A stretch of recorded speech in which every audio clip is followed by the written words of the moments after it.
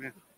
I'm seeing yes. I'm not emceeing. I'm just doing word shit. Who's So the emceeing? door's locked. Who's emceeing? No one. It's just the passing off speaker to speaker. So who's calling off the speakers in between? No one. No one. So you're just passing it off to the person. No, it's fine. My lap's everything.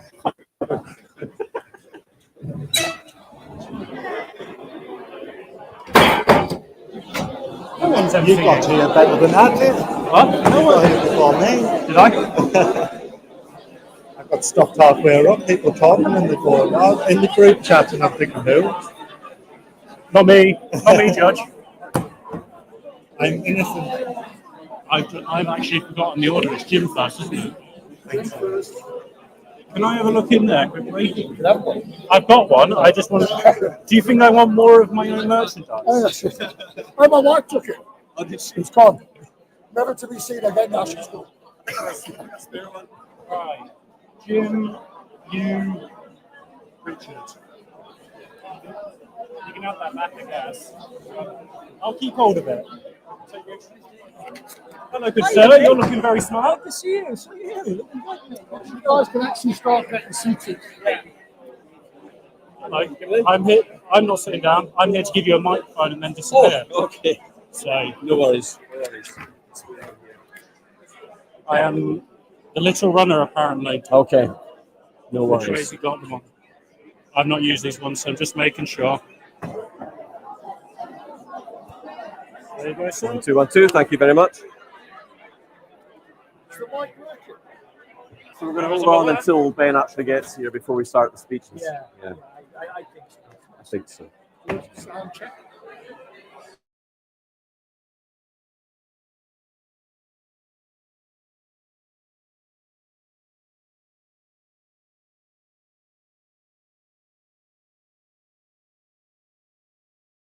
Everybody okay? Everybody happy? Yay. Just to let you know, Ben Habib is on his way, and he should be here in just a few minutes. So we're going to wait until Ben gets here before we start the speeches. Thank you very much. They can't seem to hear. Sound? Yeah. John. There's a lot of bass on that. So they're not hearing it too well, no? Okay. Hello? You all right? Sorry, guys. John, are you doing sound as well? You doing sound as well, or just... No. Just sit wherever you are. It's fine. No MC. It's fine. But, yeah, with the mic, are you in control of the mic? What about me? The actual microphone. I'm Jim, by the way. Nice to meet you.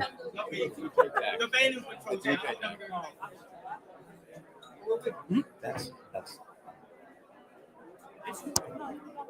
Oh, is it on the...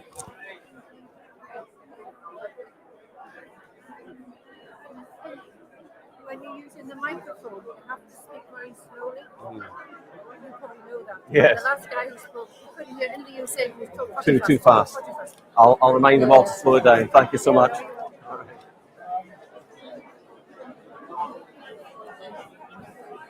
Turn this off because there's no MCs. They're just passing it off to each other. Strange, yeah, they will be. Well, you'll be telling them to do that just in case. You know who's in charge of the microphones? I'm gonna go. I think they need to tell them that. Yeah, we know. Everything good? What a game off as well.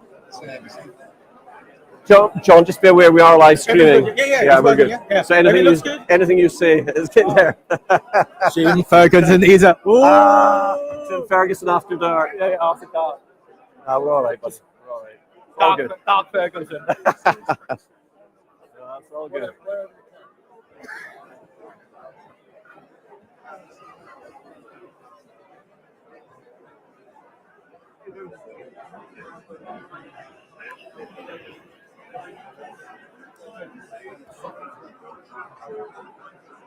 So what the guys were saying there is when you're on the microphone, don't have it too close to your mouth and speak slowly. I have to remind myself, being Scottish, I have to speak slowly as well.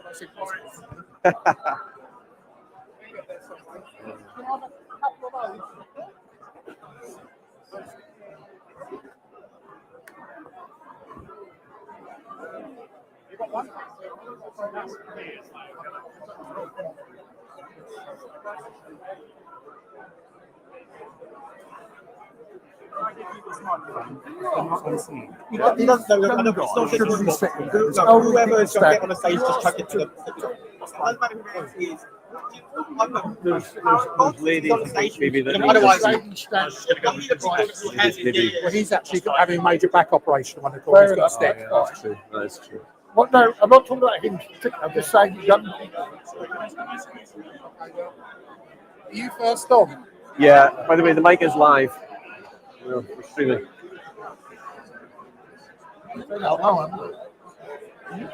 Good, don't it?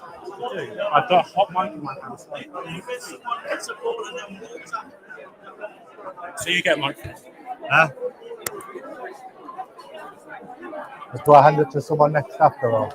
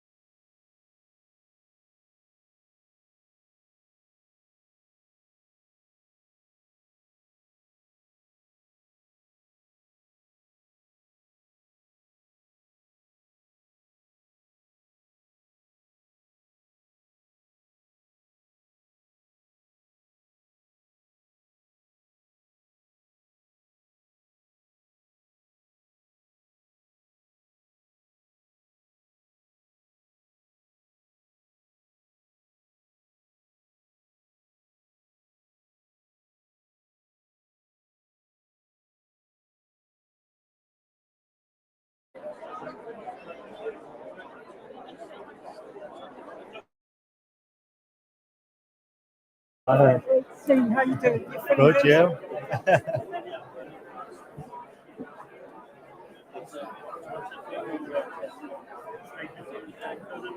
Are the mics muted at the moment, or He's muted them on there. he has muted them on there? I made Okay. sure to go into Oh, I appreciate it. When you've done your speech, I'll come and take yours off you and give it You'll to do that self, right? Okay.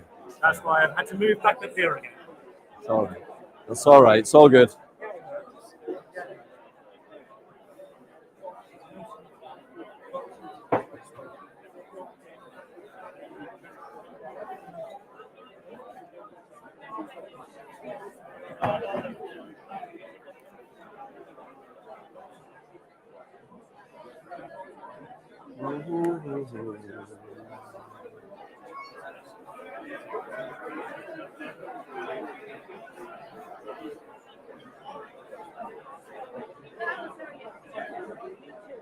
Nice to see you. Nice to see you. Hey, I'm doing good. Nice to see you here. Didn't see you coming in. No, Ben invited me. All right. Oh, good. It's a great crowd. Great. Yeah. My first time in Newcastle. My second. And I was at the march before. Right. And then I was in the Palestinian protest too. Did some interviews. Infiltrate them. I'll see you in a bit. Okay.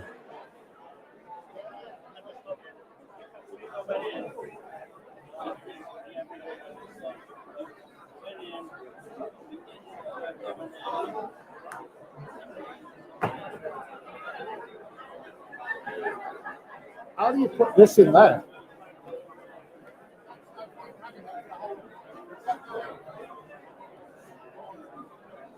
What's the right distance to hold it from the... Like you're only about there. It's about 3 inches. But you'll know by the sound anyway. Speak slowly is what they say, and you to turn it on, turn it to the right.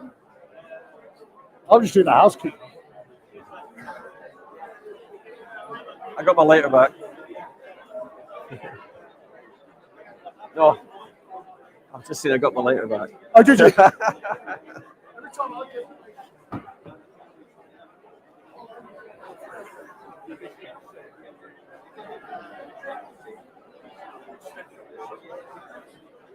You right, sir?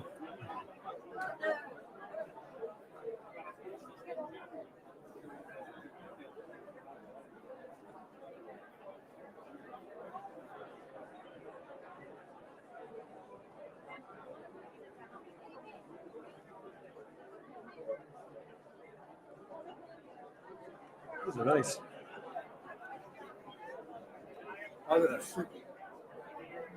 Oh, Kendall, don't smile, for God's sake, while you sit there.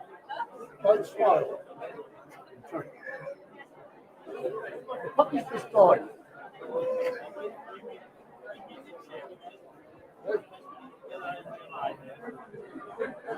You get 3 on this.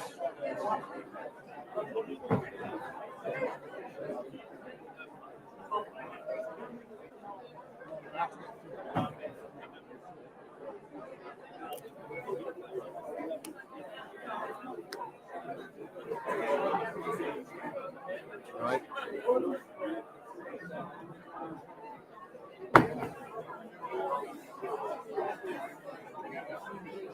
Is there any word on Ben and how long he'll be?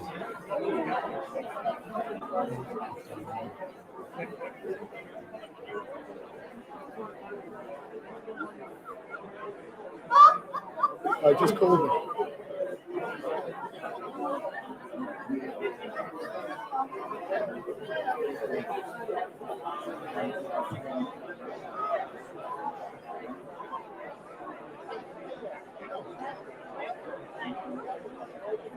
Ready?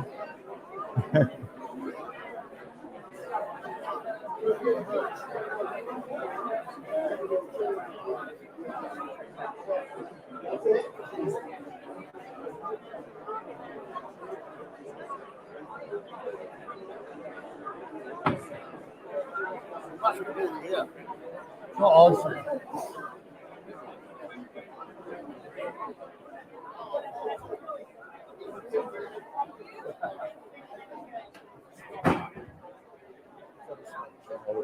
Yeah.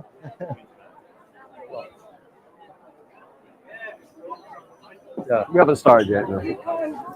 We're just going to hold off for Ben. He's not that far away, I believe, is he?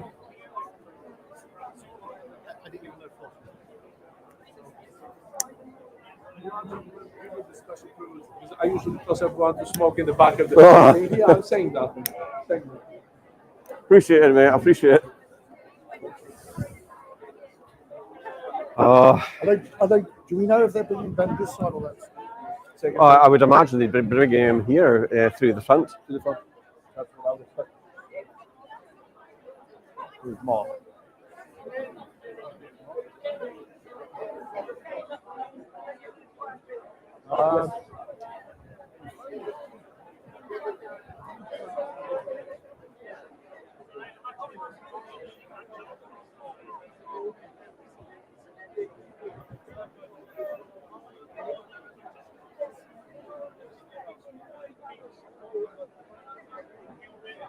Can I pinch?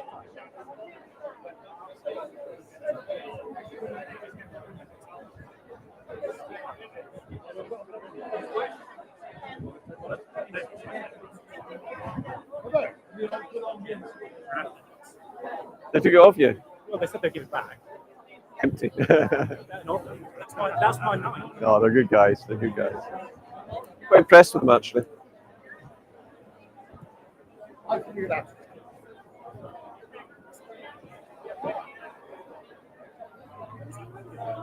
No, that was just a pilot. He spit an image. Genuinely. Even I thought it was Ben. Why did Tyler know?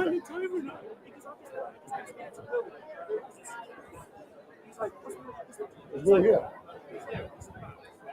Well, he was trying to interview me, and I was like, I need time. I'm trying to run around. And Now Ben's not answering. Are the security boys away to pick him up? Oh, that's funny. Yeah, but I don't know where it is. I thought it was just where we were, and it was going to be like out the back, but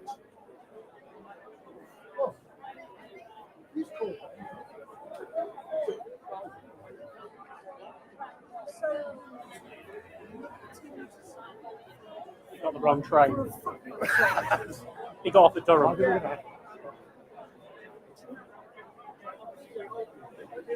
I haven't seen Janice get here yet, though. I also missed his call. I'm sorry, it is. Here you go. When you finish the cigarette, because too many people don't say reach the maximum. So when you add advance or one, it's not on because of the reserve. You need to lock somebody off to get work with the farmer. Oh, right. Okay. Yeah. Okay. So come in when you finish cigarette. Okay. Okay.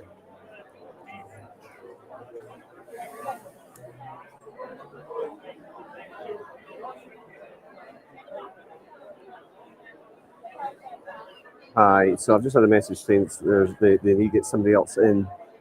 You need to knock somebody out of the stream. Try and find the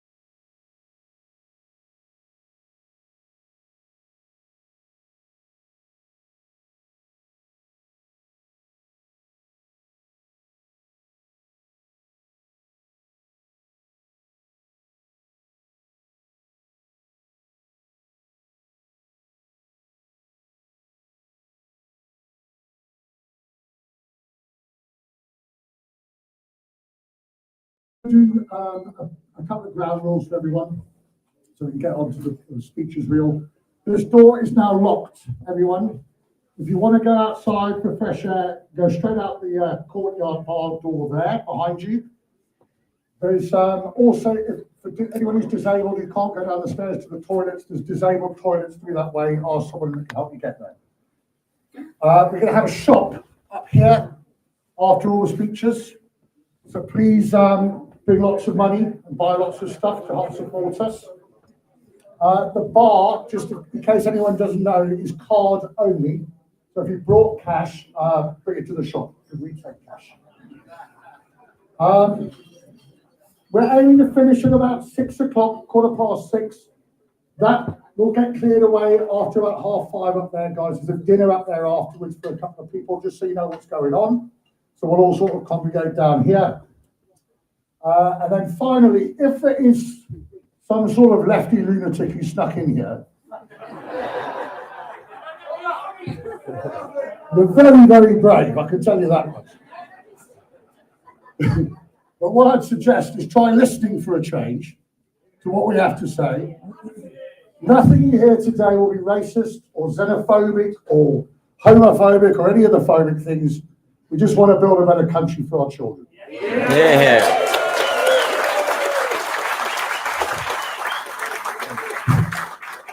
Right, so enough from me. I'm going to give you to Tim Ferguson. He's our international ambassador, I'm sure you all know. And enjoy yourselves, guys. Well, thanks very much indeed, Nick. It's a wonderful pleasure for me to be here in Newcastle. It's the second time I've been here. I am Jim Ferguson, and I'm so honoured to be among so much British patriots. Give yourselves a round of applause.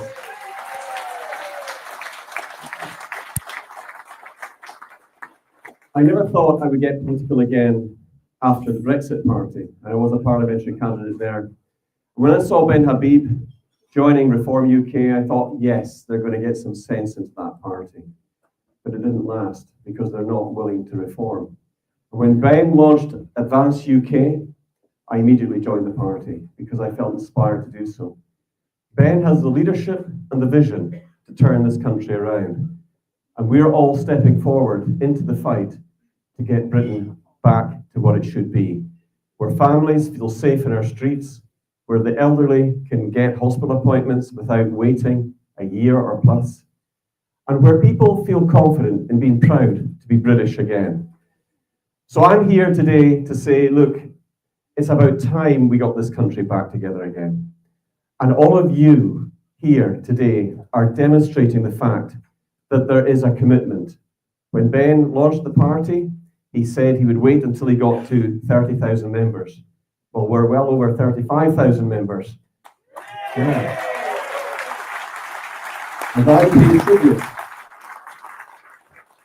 I pay tribute to Ben Habib's leadership and vision. And I can tell you something, when I was a lowly candidate in the Brexit Party, anytime I walked past Ben in the corridors of power, he would always stop and ask me how I was getting on, and he knew my name.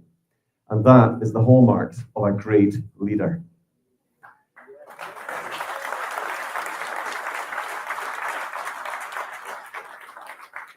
Our original venue was cancelled by the Labour-run council. No surprises that they would employ dirty tactics and dirty tricks. But has it stopped us? No! Is it going to stop us? No! Will it ever stop us? No! Exactly right. We're here. And I have to say, I really like this venue. I've never seen a crystal chandelier. I know it's crystal, but I've never seen anything quite like it. I can't keep my eyes off it. Everybody up in the top balcony thinks I'm looking at them. I'm actually just mesmerised by this thing up here. But being a Scottish Highlander, I know that I have to speak a little bit more slowly for my English friends. I hope I'm doing a reasonably decent job of doing that. Normally, I'd have finished my speech by now. But I have to say, on a more serious note, how honoured I am to meet so many of our Advanced College UK friends here today as well. Honestly, I've seen so many wonderful people with the skills and the talents coming to Advance. It's like it's happening practically every single week. We see a new announcement. And once again, that shows that the skill, the experience is there to set policy, which we will do. And I was very humbled and very honoured when Ben's Chief of Staff and Ben himself asked if I would take on the additional role of International Ambassador for Advance UK. I've been building networks across Europe. I've been involved with the United States a lot at senior level. I've just been asked to go back to Croatia to speak there at the Make Europe Great Again conference in honour of Charlie Kirk. And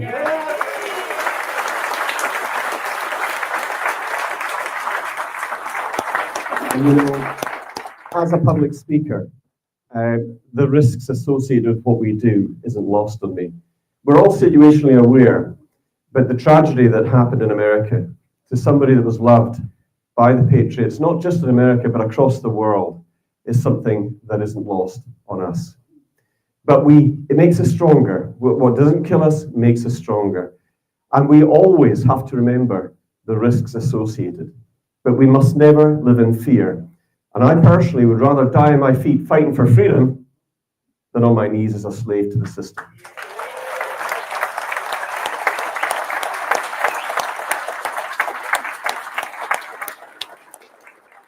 And I want to thank each and every one of you. Many of you I've met from my time in the Brexit Party. Many of you follow me on my shows on X and what we do there.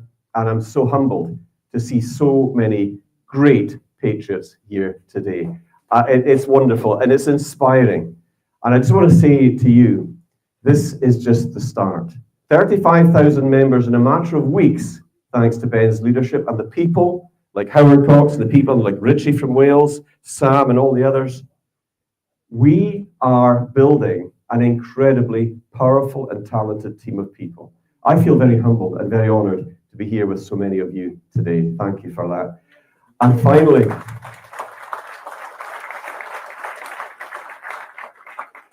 I would just say to my fellow speakers up on the stage, you're going to hear some great speeches. They're keeping the best for last, of course, Ben. And we didn't want to start without you. But I just want to say thank you. This is a new battle of Britain that is about to take place. Don't underestimate the power, the tenacity of what we're up against. The globalists and their Brit cards and their digital ID and their central bank digital currencies, we are going to resist it every step of the way.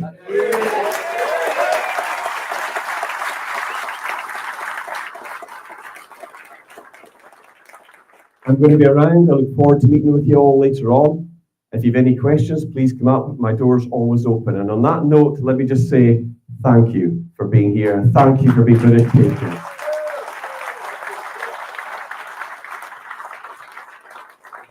And thank you to the lovely Floss, who's right here. And she's embarrassed now.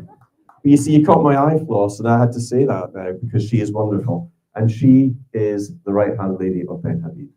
And Floss, we really appreciate everything you're doing. Thank you.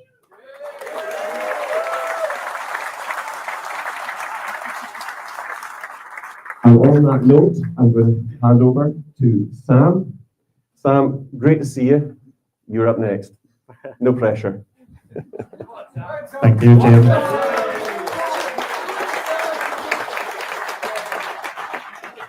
Good afternoon, Newcastle, and thank you for being here today. My name is Sam Woods-Brass, a town councillor and a local voice, here to talk about the importance of free speech in our democracy. We nearly didn't make it here today to this stage, not because of delays, not because of excuses, but because some people didn't want this event to happen at all.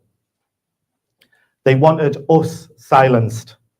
And that, my friends, is exactly why free speech matters more than ever. Think about it. In the land of Shakespeare, Orwell, and the great Geordie storytellers, we are being told to hold our tongues. These days, you don't just need a microphone to speak your mind. You need a permission slip. Well, Advance UK does not ask for permission. Now, I know some people would rather that I started with a joke about Sunderland or maybe the northeast weather. Though, to be fair, when you've got the Newcastle nightlife, who even notices the cold? But the truth is this: what's happening to free speech in this country is no laughing matter. Still, I will give you this: the people trying to shut us up clearly don't know the Northeast very well. If there's one place in Britain where telling people to keep quiet has never worked, it's here.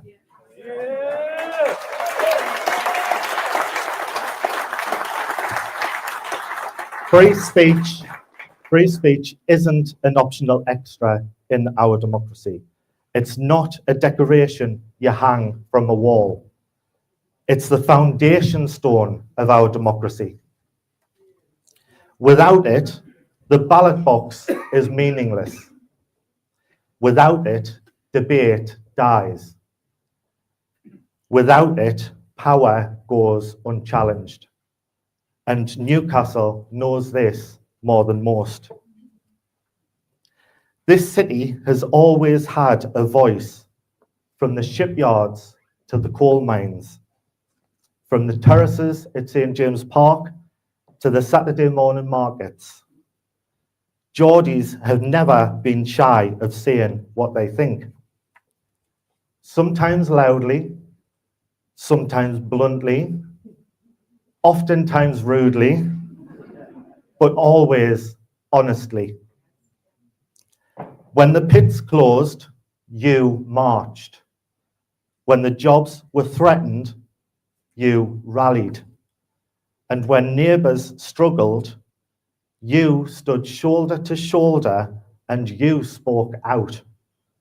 And that is what freedom of speech looks like in practice. Ordinary people refusing to be ignored. But here's the problem.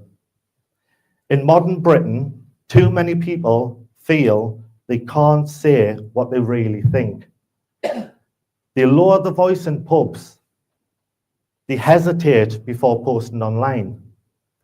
They worry about losing their jobs for saying something that was common sense not just 5 years ago.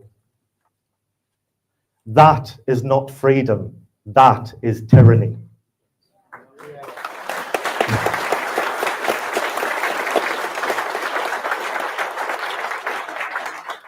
And the tragedy is, the people pushing this culture of silence claim to be standing for tolerance.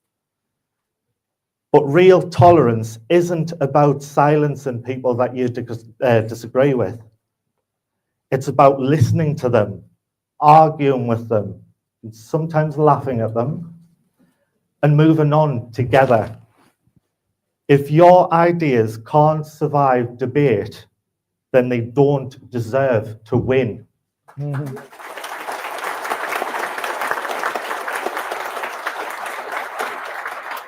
Now, we all know the internet has changed the game. A few years ago, a voice could only carry as far as the market square. Today, one post can travel around the world before you've even put the kettle on. That is an amazing opportunity, but also a real danger. We've seen lies spreading faster than the truth. We've seen many people cancelled overnight for a single comment. We've seen many ordinary men and women jailed for flippant comments made online. In Westminster, the media, and the boardrooms, it often feels like the voices of the ordinary people no longer count. But the answer is not silence. The answer is not censorship. The answer is better speech. The answer is stronger debate and confidence in the right of every citizen to be heard. Because if we stop speaking, the powerful stop listening. And if they stop listening, then we all lose.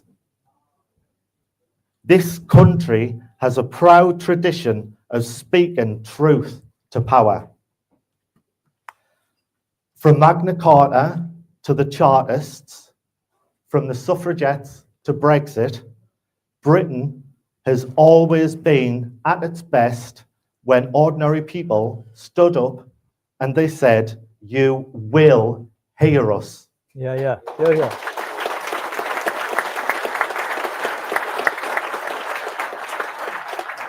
And the Northeast has always been on the front line of that fight.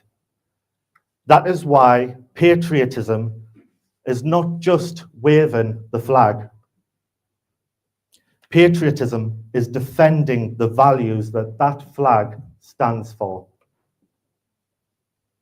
And freedom of speech is one of those values. It protects not just the loud and the confident, but it gives dignity to every citizen. The power to say, "I am here, I matter, and my words count."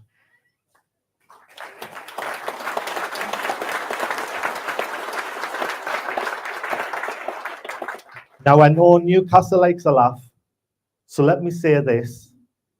Free speech means you can shout in the Gallagher end.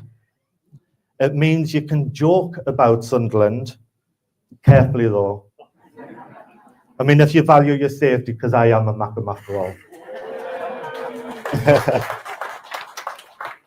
It means you can stand here today and disagree with me, if you like. That is the beauty of it. Free speech doesn't just protect the people you agree with, it protects everyone. So here's the challenge that I'll leave you with today. How will you use your voice? Will you use it to divide or to unite? Will you use it to shout over others or to listen? Will you use it to complain or to create? Every one of us has power, the power to call out injustice when we see it, the power to speak for those who can't, the power to lift someone's spirits with a kind word when they've lost all hope. Don't underestimate your voice. Words spoken in a Newcastle pub can matter as much as words spoken in Parliament. They can move communities, and sometimes they can even make history. So let me close with this. Free speech is not just a right to be defended. It is a duty to be exercised. Your voice matters, whether it's your community, at the ballot box, or even just singing your heart out on a Saturday afternoon. Don't worry, I won't start singing. Your voice makes a difference. Never let anyone tell you that you are too small, too ordinary, too far away to be heard. Newcastle has never been quiet, and Britain must never be silenced.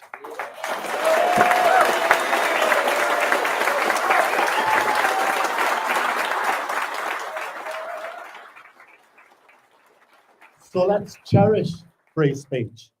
Let's defend it. And above all, let's use it. Thank you.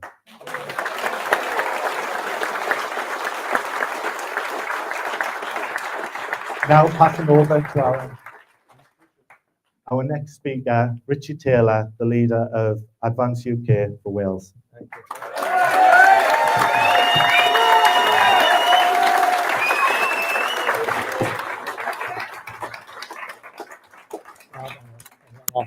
Well, good afternoon, everybody. It's an absolute pleasure to be here. And first of all, what I'd like to do is thank Nick Floss and all the team that managed to put this together at the last minute, show your huge appreciation for the efforts.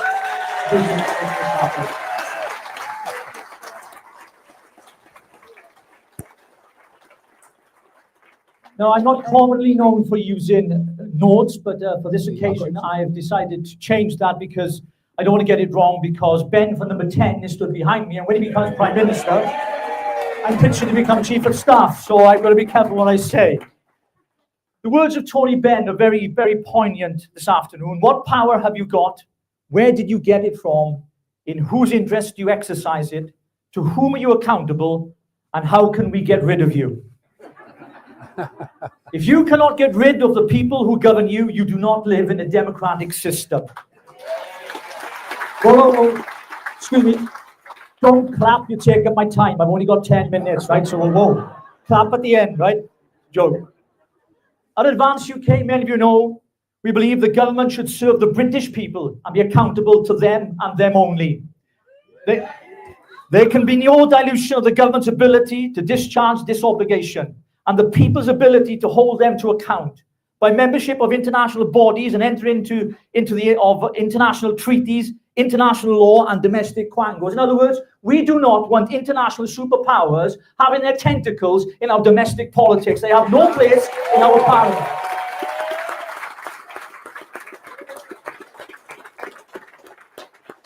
Our parliament exists to serve the interests of the British people, not foreign nationals.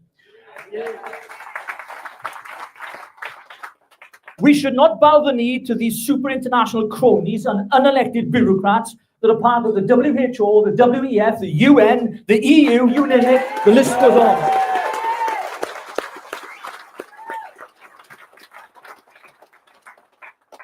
Democracy only works truly when the elected are truthful, honest, and act with integrity on the promises they make in their manifesto.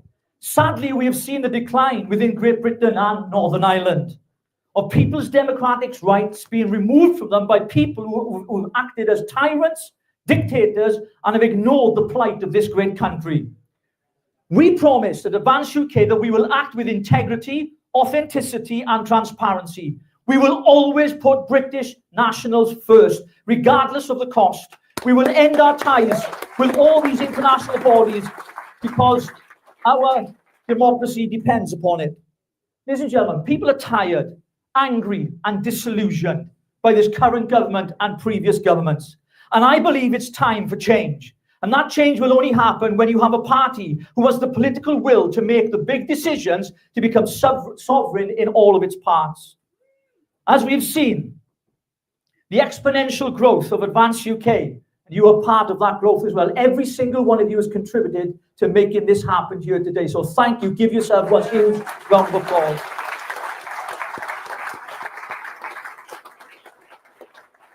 When Ben Habib launched Advance UK, it was clear to me that this was going to be a vehicle by which that would be our last chance of winning back the hearts, minds, and souls of our nation.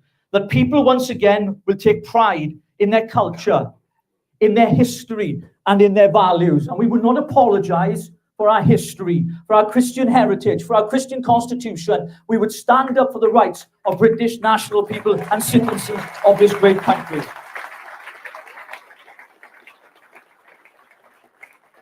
Here this afternoon, colleagues, friends, members, guests, we are all facing a time in our lives like never before.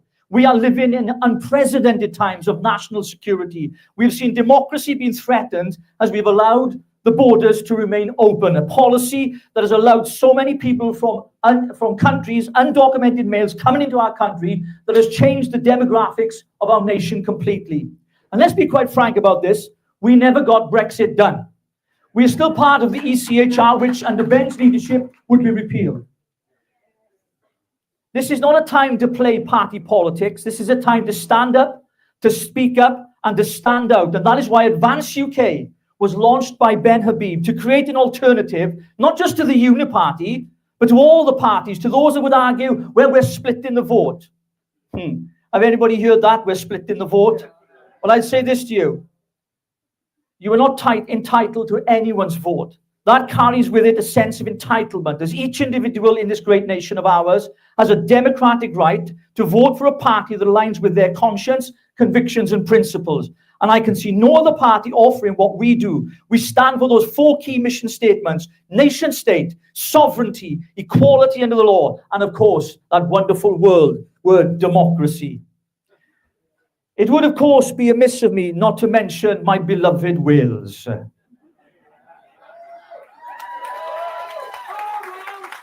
I'm not going to start singing the Welsh national anthem to you. I've been siarad Cymraeg as well. I love the language. But Wales is part of the Union, and that should always be the case. Scotland, Northern Ireland, Wales, and England together for a greater United Kingdom.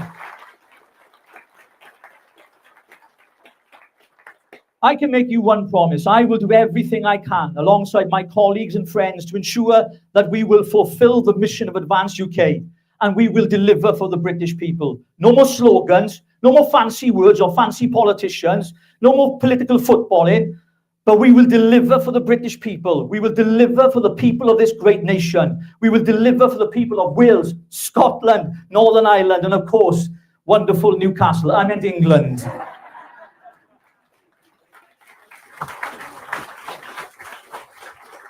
We will become, ladies and gentlemen, I have every faith and confidence, prayerfully, as a believer, as a Christian, I believe that we do not wrestle just against flesh and blood, but against principalities and powers and spiritual wickedness in high places. And both those things come hand in hand. And there's a rise, there's a tide turning. And the tide is turning very, very fast because politicians have let us down. The political establishment has failed us. But this is a dawn of a new day, ladies and gentlemen. Things are about to change. And I love you if you've got your social media to hashtag Ben for 10. So anything you've got, just put that on a Ben for 10.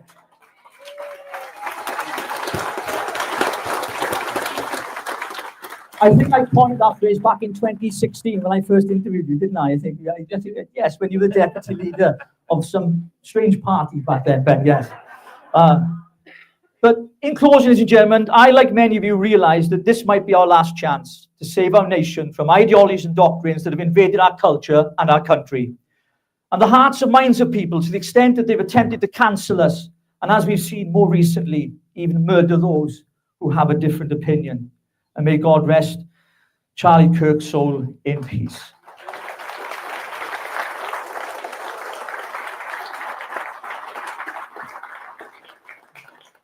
We are not left-wing or right-wing. We're either right or we're wrong. That argument doesn't wash anymore. It was created by the political elites to divide us. But we will not be divided because together we're stronger and our future is stronger as we advance together.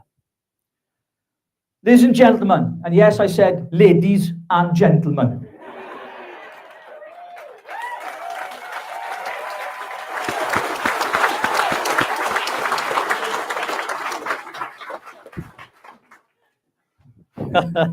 Don't get me started, I go off script. I've got the boss behind me. We need a revival in this country again. We need to restore the greatness of it once was, our culture and our history that has been eroded by doctrines and ideologies that have come across the English Channel. Our schools, our education system have been infiltrated, our parliament has been infiltrated, and we, the great British people, as tolerant as we are, in the words of Jesus, yes, we turn the other cheek, but I've only got 4 cheeks, I don't know about you. And once the 4th one's gone, then look out. Anyway, we need to protect our veterans, the elderly, the homeless, the vulnerable in society, those with mental health, those who suffered under the hands of the pandemic, the lockdowns and everything else that damaged our society beyond repair. And we're fighting a battle, but I promise you this, I know Ben Habib's resolve. I know his heart, I know his transparency and authenticity, and the man is the real deal, ladies and gentlemen.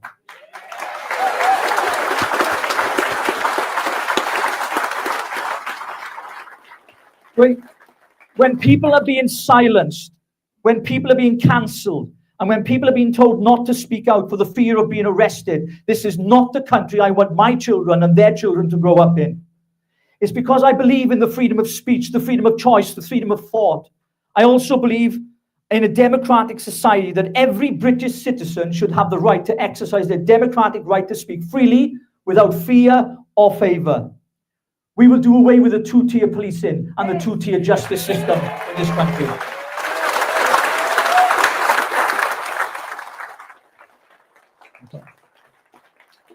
In conclusion, a good old friend said to mine when I started public speaking, 3 things: stand up, speak up, and shut up. I never listened to the last one, but anyway.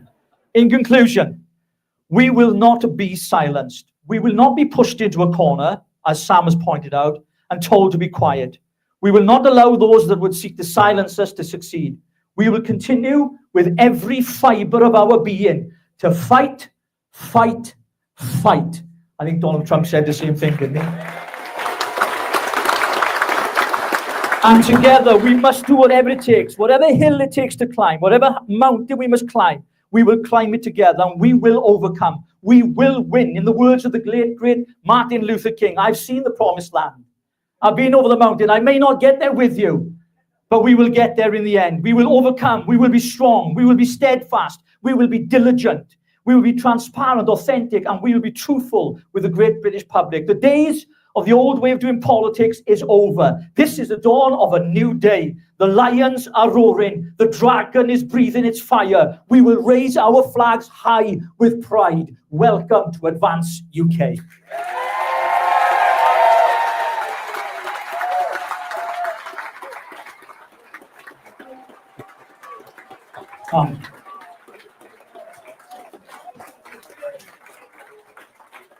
No, you can clap. Yeah, thank you.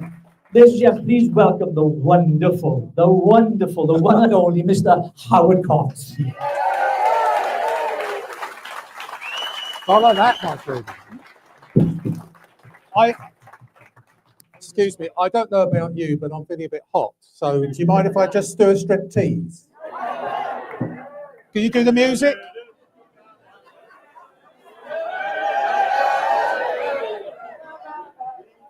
Oh dear, just take that. There is a method in my madness, you know. If I can get this right, it's taking time. I got this the wrong way round. Look, for those who don't know me, my name's Howard Cox and I'm an old age pensioner. But also, I'm a far right fascist thug. And more importantly, I'm proud to be one of that lot. Have I got it inside out? Oh no! Oh dear! Oh, I can't. That's right. You've all done very well. Now look, I apologise for that, but I'll show it again.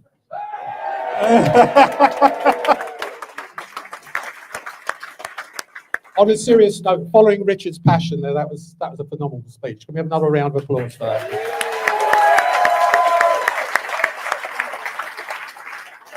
I mean, most of the time I talk about the cost of motion, but if we bore you to death about that at the moment in time, but it's an honour and a privilege to talk about our 4 pillars today, and I'm talking about the 4th pillar, which is equality under the law. And I want to ask you a question. And it's a serious question. Do you believe our judicial system is fit for purpose? No. I mean, traditional criminals, yeah? Do you remember them?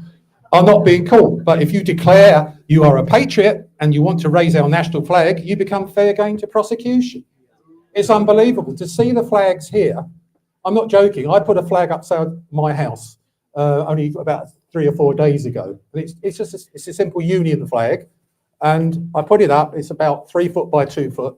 And someone walked past, and she was is about 50. She had a tweed coat on, and you know where I'm going. And she came up to me and said, why have you put that up there? I said, well, I'm proud to be British, and I want to make sure that a certain person in number 10 understands I'm not a far-right flag, I'm just a pure patriot. And she said to me, well, I'm offended by that flag. Can you believe that? And it's happening right across the country in certain areas, certainly Labour authorities especially. We see Palestine flags everywhere, but not British flags. national flags, and right across. And I'm going to put the St George's flag up tomorrow. I'm going to put and join it up with them because.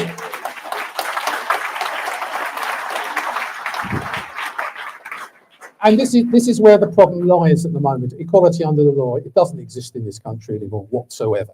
And we're seeing a situation now by, you can steal £195 from a shop, no problem at all, and you won't be booked, you won't be caught. You can say, well, go away, take it with you. This is what's happening, and it's totally and utterly wrong.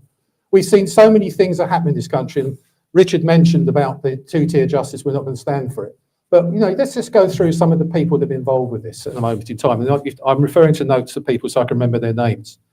But the latest example is this guy called Hadush Kabatu, whose crimes led to protests outside the Essex Hotel, the Bell Hotel. He's been jailed for a year for sexually assaulting a 14-year-old girl. And guess what? Lucy Connolly got 31 months for hurty words. What country are we living in if that's not equality under the law? How do you feel about that deep down? I mean, I am supposedly retired, 70 years of age, shouldn't be doing any campaigning really, but I'm so bloody angry. I'm sorry that my daughter's 34, I won't let her walk through London anymore after 9 o'clock at night. Those are the sorts of things. I mean, you may know I stood for London Mayor for reform. I got no bloody support from them whatsoever. The only person that did support me, and I'm sorry to mention this with Ben, but he's a good friend of ours, is Rupert Lowe. He was the only person that came on the day I put my voting for myself at Westminster. He's the only one that turned up. No one turned up from Reform headquarters to back them. A major city, our capital, and I was standing for Reform as their London Mayor. And of course, I won't go into the other problems, of course. There's a certain person. I've never hated anyone in my life, but I hate two now. Yeah.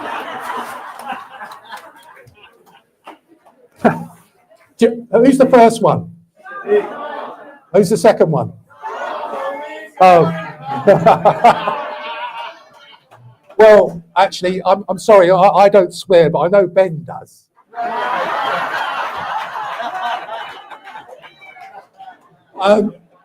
If you were there, because there's a small rally run by a certain person called Tommy Robinson.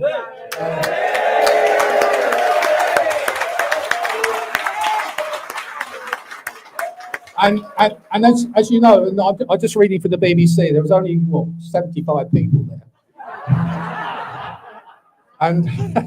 And we, right across it echoed, obviously, Tommy, that's lovely, that's one thing I heard it started earlier. But this one, Keir Starmer is a... And I just loved when Ben came out, I watched him with my wife standing there, and I didn't know how he'd take that. But he did a bloody good job, didn't he? How he orchestrated it.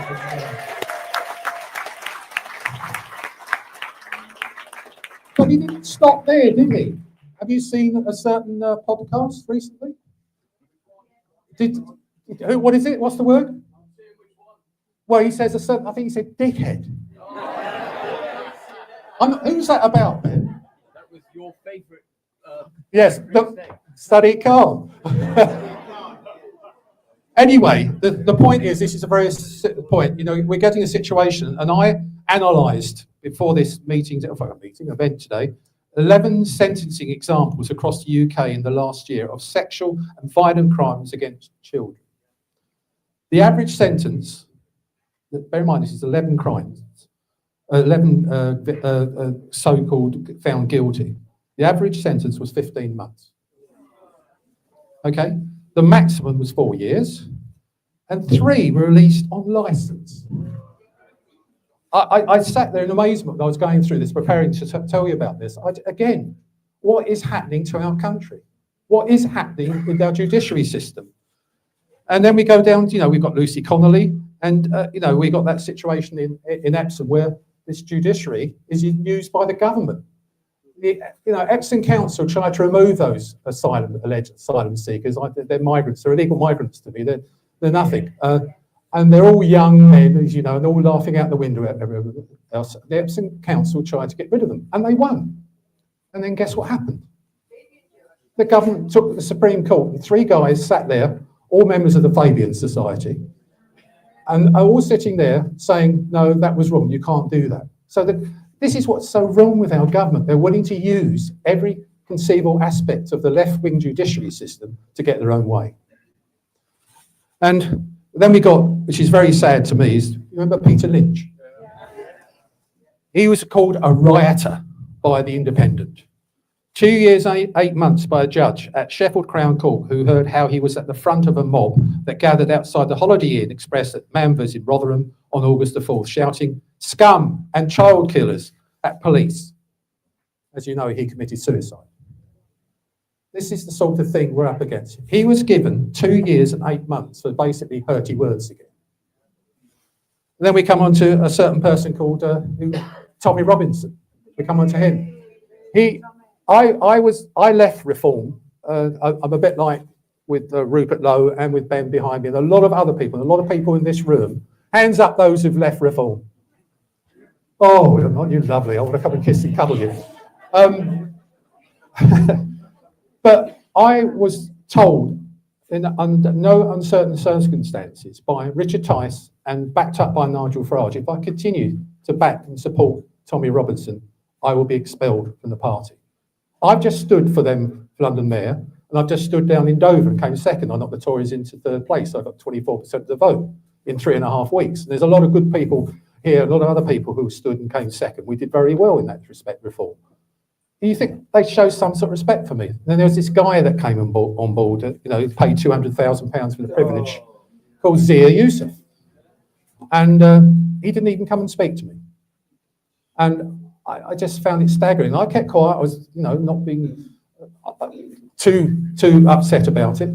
But then I was asked by Dan Wootton on the Dan Wootton show, what do I think of Tommy Robinson? And at that point, I didn't know much about Tommy. All I knew was what he'd done, the great thing about alerting us to the problem of child rape gangs by ethnic groups across the country, particularly Pakistan.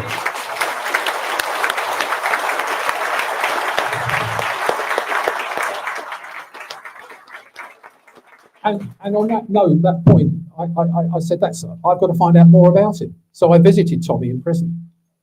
And I spent 2 hours with that man, and we talked about two-tier justice. We talked about, equality under the law, all these sorts of things that we're really up problems that he's been talking about for decades, that man. And I was inspired by him. For 2 hours, he spoke for 1 hour and 55 minutes. And I promise you, and I've become friends with him, and we're working behind the scenes at bits and pieces. And it was great, Tommy, inviting Ben to talk last week at the United Kingdom.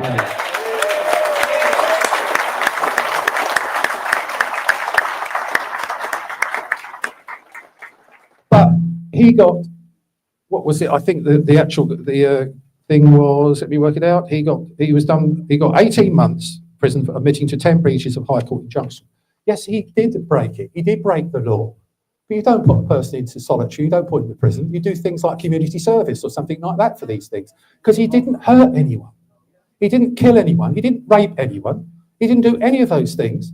And yet we're seeing, as I said to you just now, 3 people were released under licence, even though they committed rape. But kids. And then there's some other things that are happening at the moment in time, which I think it's not just down to the sexual crimes and the violent crimes. There's other two-tier justice problems at the moment. You heard of Noel Wilcox? Anyone in here?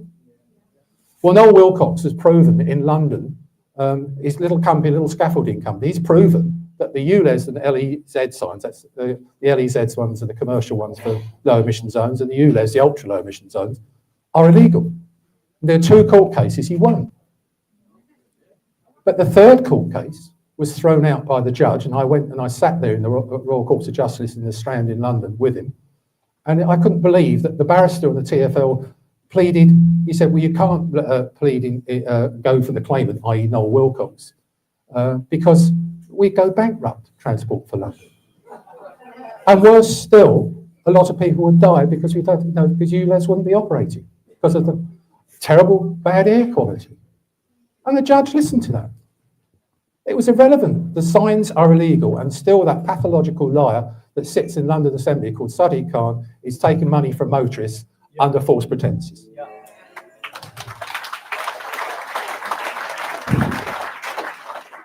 And there's also, I'm sorry I continue my little barrage of Sadiq Khan is my favourite subject. There's a group called the Tooting Four, you may have heard. I don't know if anyone's heard of that, but these are people that basically were campaigning against the ULEZ expansion in London, and they were in Tooting, which happens to be the home area, the home of Sadiq Khan. And to cut a long story short, they've done this 100 times across the ULEZ protests we had, all across London, and never had a problem. Even the police were backing us and supporting us. We're getting on well with them. But Sadiq Khan decided to say, these people are harassing me and my family. So he took them to court. And Sadiq Khan won. But we all fought for them, and they went to appeal. And they realised they wouldn't against appeal, win the appeal. So they dropped the case. So they're exonerated. But the point I'm trying to get across is I watched 6 policemen give evidence, all with different stories of what happened on that day. Totally different about how far they're away from Sadiq Khan's house, ranged from something like 15 metres to 150 metres. And the fact they were violent, they not at all. I was there. They didn't do that. But this is the 2-tier problem we got. And the moment the judiciary is not working for us. And the other one, which I'm nearly finished, is cuts to legal aid in the UK have created a financial 2-tier system where access to justice depends on the person's ability to pay. How can that be fair? And then we're in a situation where, those without means are often left with insufficient legal representation, which could disproportionately impact vulnerable people and increase the risk of miscarriages of justice. And there we go. This is the problem. And I'm going to say once and for all, I hope you don't mind me saying this, Ben, but Advance UK will ensure independence, fairness, and that no political influence will be at the heart of our justice system.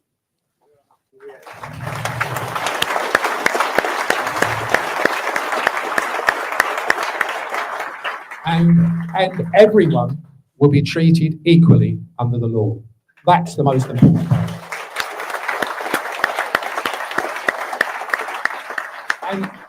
And I hope when we do get into power, we sit there and talk about the sentencing, that the sentencing must be based on the severity of the crime and how badly the victims have been impacted, not if they've simply been offended.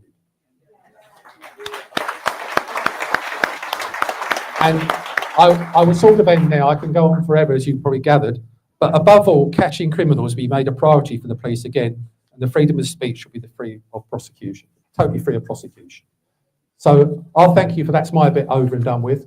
I'm now going to introduce you to, you probably noticed, a beautiful woman on this page called Kendall Harper Reyes, who is going to talk about her age group and why Advance UK is an attractive proposition. She's always been involved in junior parliaments, etc., bits and pieces. To read her biopic on here, but I'm looking forward to listening to this person because it's great to hear. You've heard from a 70-year-old, you're now going to hear from a 17-year-old. Thank you.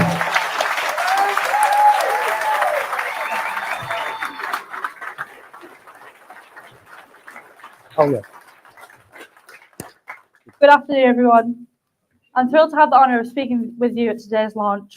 My name is Kendall. I'm a dedicated full-time college student with a passion for politics. Alongside my studies, I work part-time as a dessert chef. I've been driven by a deep desire to pursue a career in politics where I hope to make a meaningful impact.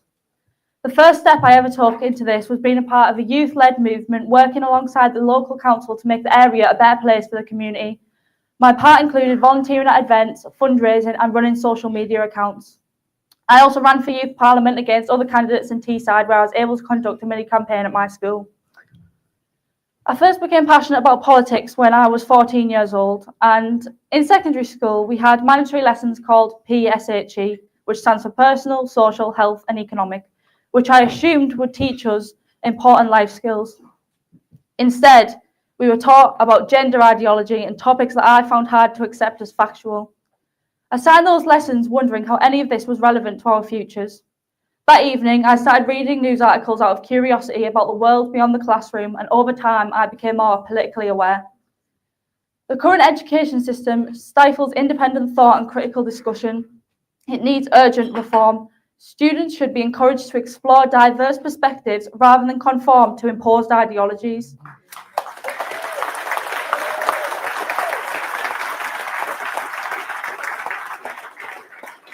Change to the education system is essential to foster an environment where facts and open dialogue can thrive, preparing individuals for a rational and informed future.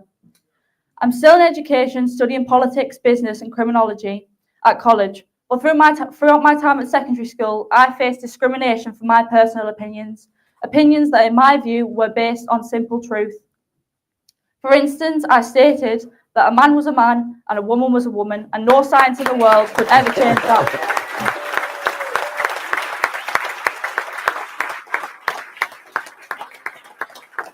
In a rational world, everyone would agree because it is grounded in biology. Unfortunately, the education system is not a rational world. They want you to adopt to their viewpoints, and because I didn't, I was removed from my mainstream lessons for making what they had deemed offensive comments, when all I did was state a fact.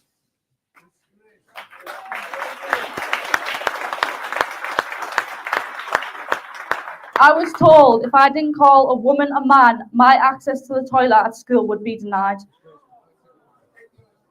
I stood my ground and I said no. I was removed from my lessons and had to stay isolated away from everybody. At the time, I was angry, but I was not going to let them win.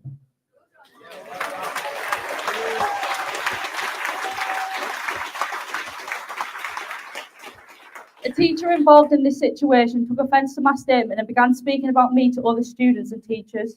She labelled me as transphobic, and I should have been permanently excluded from my statement.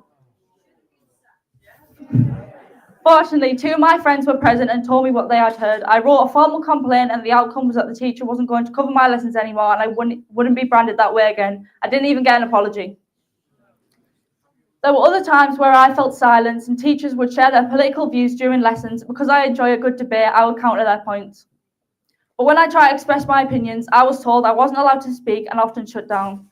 With authority, teachers boldly claim their political stance while teaching lessons, only to deny me the right to counter and give a fair balance of view. To me, that is an impediment on my freedom of speech.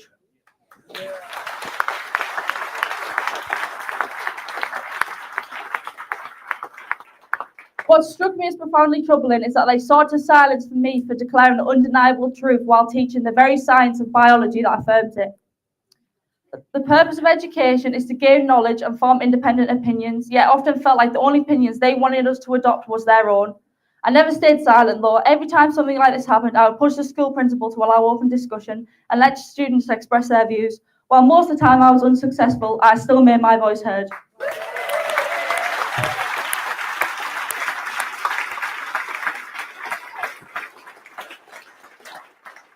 At the time, no one listened. I tried to voice my opinions on social media, but they were immediately getting taken down. Without Elon Musk, the silent majority would not have a voice.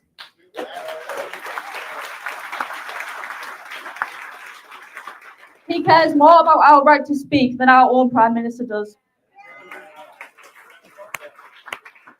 I live in the Northeast and I've lived here all my life, and the declines of our towns are astonishing. A single stroll through Middlesbrough town centre reveals rubbish littering the streets, disruptive individuals and graffiti defacing every surface, and shops left in a state of despair.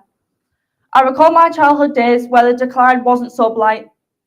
Even my parents consistently remark on how vastly different it is from their youth, and I think our towns have the potential to be safe were it not for uncaring individuals running our councils.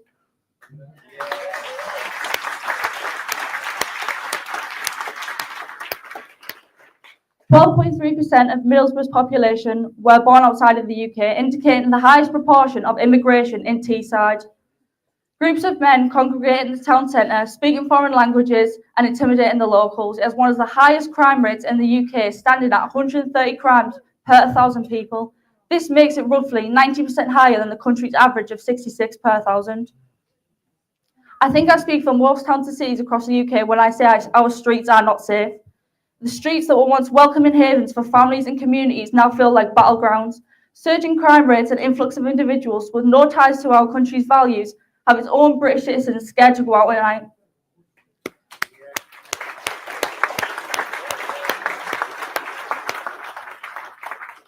Just in the summer, my mum and my sibling were on an evening walk, and they walked past a war memorial quite close to our home, and they witnessed 4 men drinking and urinating on the war memorial. I visited London on several occasions with my family, and just walking down the streets, we see posters making us aware of gangs to be careful of. There are always people congregating in balaclavas, shouting at locals and intimidating the public. The streets are filled with rubbish, and it doesn't even look like Britain.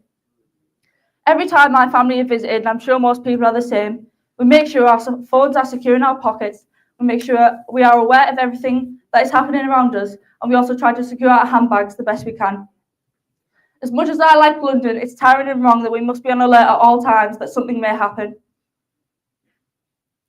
The Mayor of London, Sadiq Khan, is more focused on securing political support than prioritising the safety and well-being of the residents. He fails to embody the values of our capital, and he's a disgrace to the nation.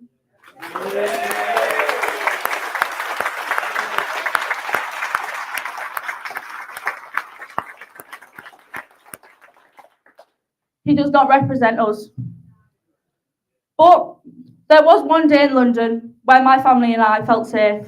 We weren't worried about a single thing. This day was on September the 13th.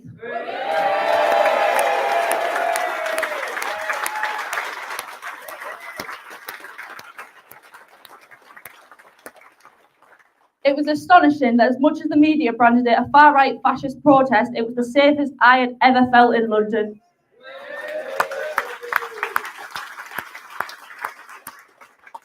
On behalf of the British public, Tommy, thank you for giving us hope.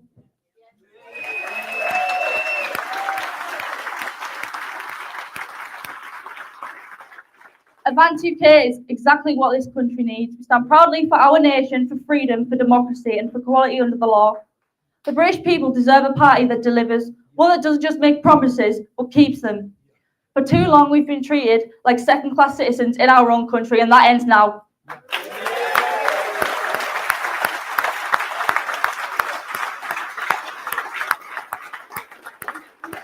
We are the voice of the silent majority, millions of hard-working, law-abiding citizens who feel ignored, dismissed and betrayed by the political establishment.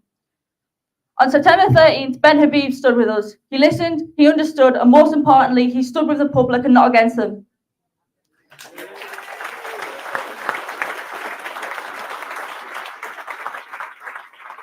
The British public doesn't want more of the same. We're calling for a government that's put its own people first, a government that protects British culture, upholds our traditions, and defends the values that made this country strong.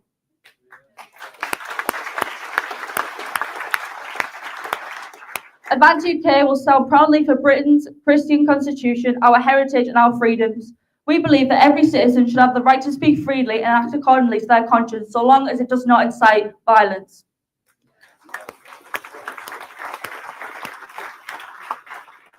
This is about restoring pride, protecting our way of life and building a better future. Advance UK is here to fight for you because Britain deserves better.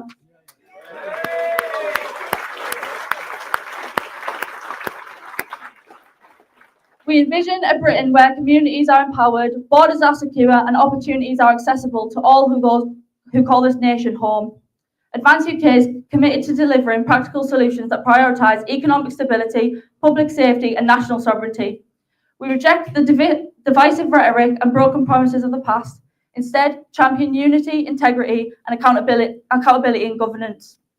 By standing shoulder to shoulder with the people, Advance UK pledges to rebuild trust in our institutions and create a future where every Briton can thrive. Join us in this movement to reclaim Britain's greatness and ensure a legacy of strength, pride and generations to come. We will never let this Labour government silence us. We are the media, we are the people. It's up to us. We will not back down. The country is in jeopardy and we need to stand up. Thank you.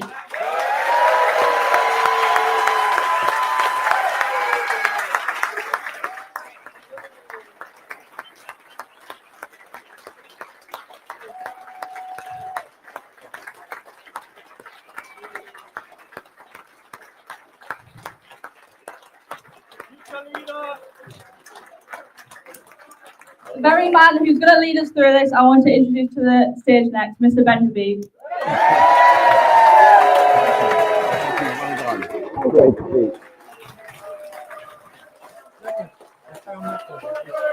Oh, okay.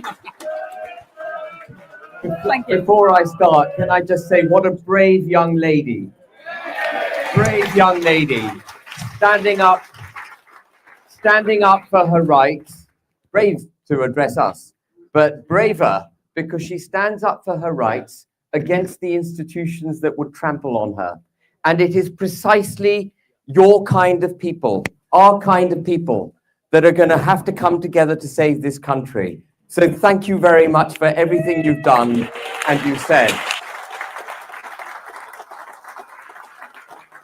And I'd like to thank my former speakers who have been very gracious about me. But it's not about me.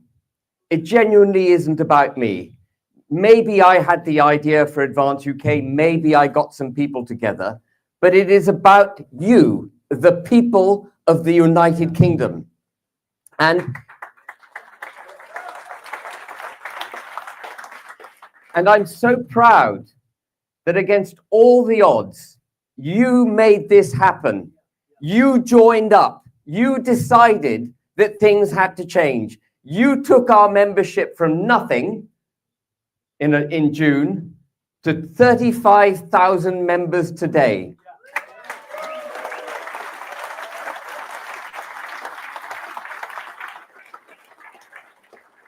We did it, folks.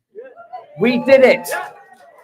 And we are going to be a force with which the other political parties are going to have to reckon.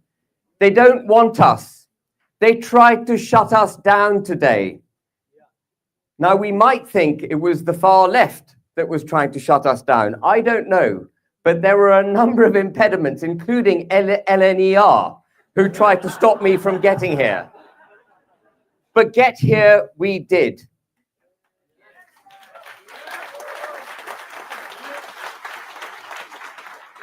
Now, when it comes to the membership, every single member, every single British citizen on the electoral roll is very, very welcome to join Advance UK. We are not policing our membership. And I want it said unequivocally now, Tommy Robinson is very welcome in Advance UK.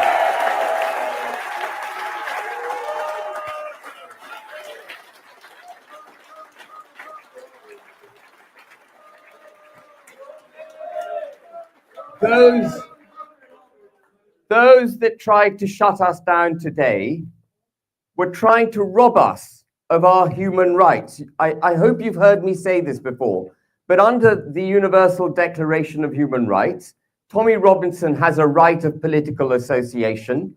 He has a right to participate in the political process, and he has a right to gather. We have a right to gather. So when we had these self-appointed moral pearl-clutching policemen of moral correctitude telling us that we were not allowed to gather today because we're far right, they were abusing our human rights. And let's just reflect for a moment on what Tommy Robinson achieved on the 13th of September. I went there thinking, maybe we'll get 75,000 people. I heard lots of noise about how many people were going to be there. I didn't really know. And when I was sitting behind the stage, I still didn't really know because I couldn't see what was going on. But then I had a look at my phone and I saw that the crowd went all the way down Whitehall, all the way down to Westminster Bridge, across Westminster Bridge, backed up all the way to Tate Modern. And they were backed up on the northern side of the embankment. Hundreds of thousands of people gathered in for that rally. It wasn't really a march, it was a rally in my mind, because they came to speak and to celebrate. And as many have said, it was incredibly peaceful. But the political point from that day was that there were millions of people who had expressed themselves very clearly about what they want the government to do. And it was only moments before Keir Starmer couldn't resist coming out and saying there were a bunch of flag-waving, right-wing, far-right people, and we've got to... He again came out with the requirement of reclaiming the flag. They are not listening. They have turned their backs on the people. That lot, you lot, we are the British people.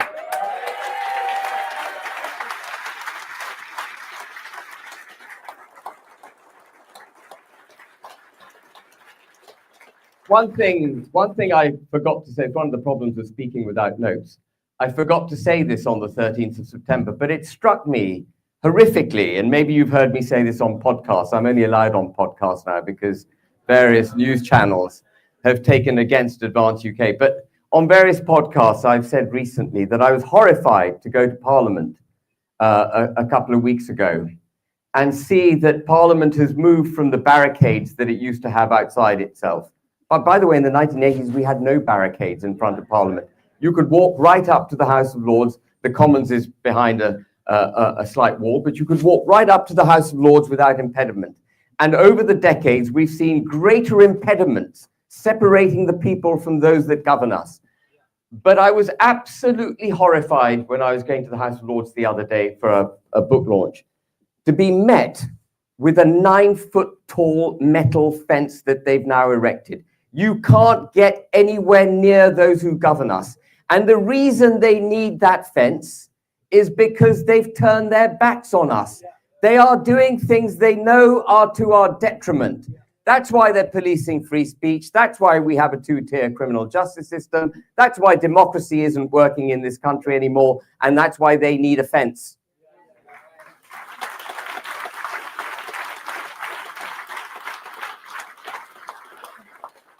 If an Advance UK government is formed, and if we are successful, when I've got to be more upbeat. When an Advance UK government is formed, and by the way, that's on the cards. I will come back to that because I want to talk about the political landscape. But when an Advance UK government is formed, the single test about whether or not we've succeeded is whether we feel comfortable in taking that 9-foot-tall metal fence down. If we take that fence down, Advance would have succeeded.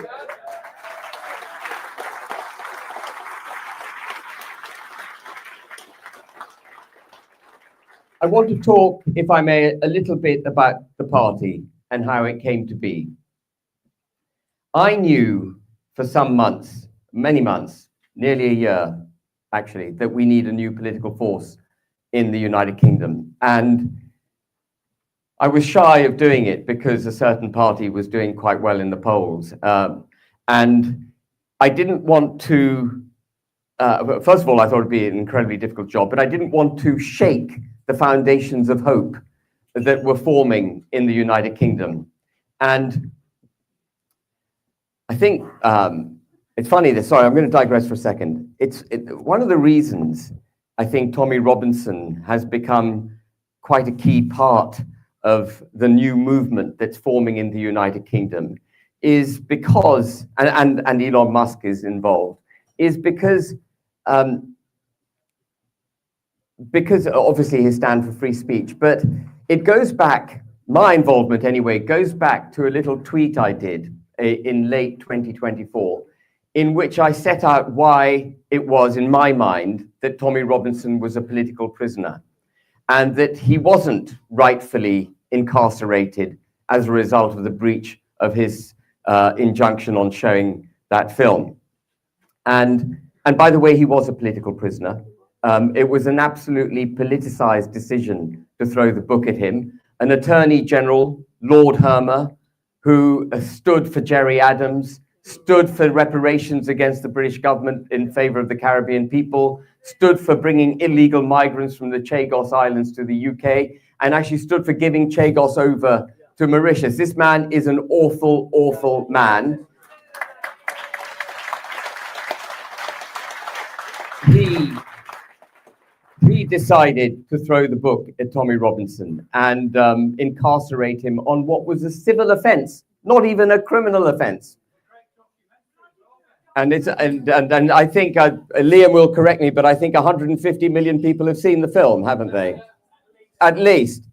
And so I did this little tweet, which Elon Musk picked up on, and he followed me and he retweeted it. And then I was in GB News on the 5th of January, and Errol Musk came on, and Nana Akua, who was the presenter, said to me, wouldn't it be wonderful if we could get Elon Musk on? And I thought, well, he follows me on X, so I can actually just DM him and ask him if he's prepared to come on. And I mean, it was a long shot, but nothing ventured, nothing gained, right? That's why we're here. And so I texted Elon and I said, or DM'd him, or whatever the correct expression is. I'm on GB News for the next 3 hours. Would you be available to come down the line? And he immediately texted back, to my horror. And he said, I'd love to come on, but actually I'm out at the flicks with my family, but can we speak tonight? Can we have a chat? And so I had the privilege of talking to Elon Musk that night. And he said to me, and amongst lots of other things he said, and by the way, he cares deeply about the United Kingdom, he cares deeply about Western civilization, and he cares deeply about freedom of speech, which obviously goes to the heart of so many things. But he said to me that night, you should start a new political party. And I thought, oh, God. And I said to him, no, you don't really understand how the UK works. It's so difficult. And, a certain party has now taken control of that space. There's no room for it. And he said, well, okay, then, if it's that difficult, fine. And then a couple of months passed and the Rupert Lowe incident took place. And for me, that was horrific because, I mean, lots of ills can be perpetrated in the cut and thrust of politics as you elbow people out of the way to have your own way, which, by the way, we're not going to do as a party. We're going to be serious and principled. But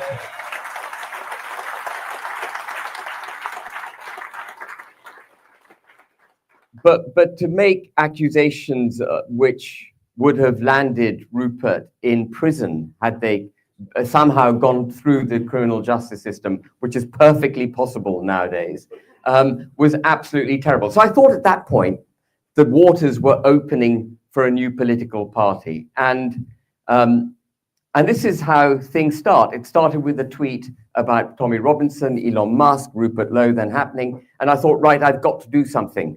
I've got to start this party. And there's a gentleman sitting on my left, Richard Shaw, who had incorporated an entity called the Integrity Party. I don't know if you remember, that was the name before. And he'd been texting me for months saying, take my party over, it's got a bank account, take it over, take it over. And I kept saying, no, go away, go away. And eventually, in April, I said, yeah, I texted Richard and I said, yeah, what was the name of that party? I think maybe I should take it over. And it came with a bank account, which, believe it or not, is difficult to get. And so it was a valuable entity at the day that I took control of it. And I've gone about building this party in a very structured way. And forgive me for doing that, but we are going to be very structured. And as I say, very serious about the way we take our next steps. The first thing I did was to write a constitution, which I think works democratically, and I'm going to open this up to questions afterwards, so please ask whatever you like about the constitution of the party, but I think it works very well from a democratic perspective. You collectively can remove me as leader at any time, whenever you like, simply by a majority vote. There can be no better accountability than that, though I'd rather you didn't do it immediately. If you give me an opportunity to deliver.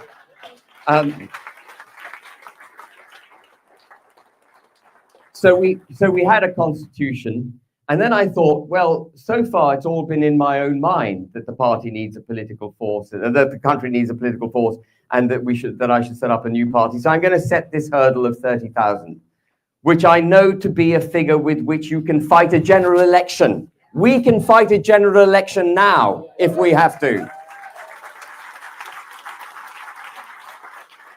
And I thought, if we don't get to 30,000, well, hey-ho, I had a shot at it. But if we do get to 30,000, then I've got the army, and for all the pearl-clutching lot who are watching, I'm talking in metaphorical terms, an army with which we can challenge the political class. And we have that army. And therefore, we're on to the next stage.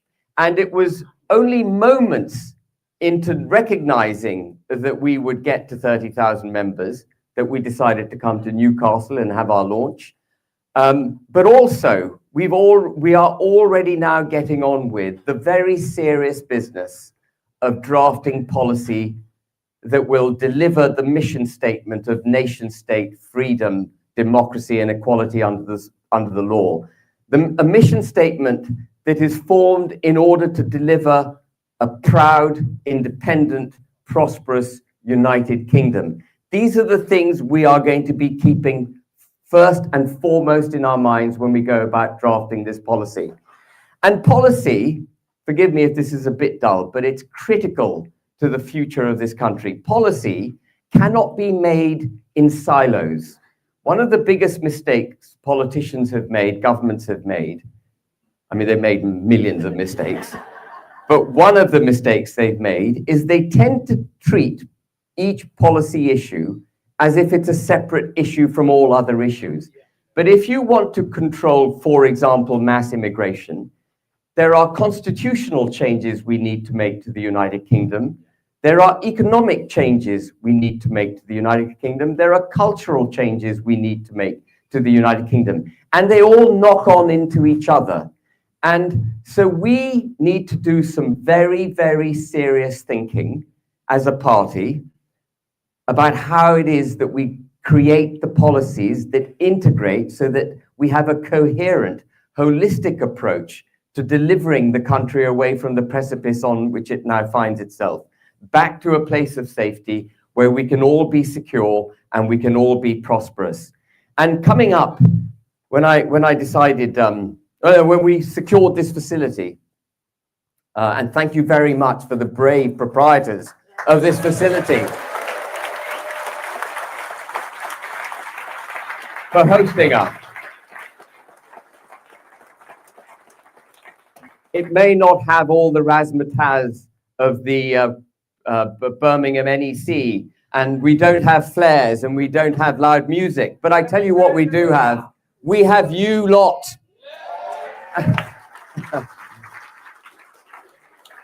But when we secured this wonderful facility, I tweeted, I keep saying tweeted, I posted on X a little video in which I said I come up to Newcastle with peace and love in my heart. And ultimately, politics is about delivering peace and love in all our hearts. And that is what we must firmly keep in mind. The road is difficult. The impediments people put in our way are challenging. Those that challenge us in ways that they shouldn't and abuse us make us angry. They make us want to kick back. But we have to hold our position, and we need to remember that we've got to be civil and polite and peaceable at all times as we go on this journey. Our fortitude comes from holding true to our principles, not by kicking back.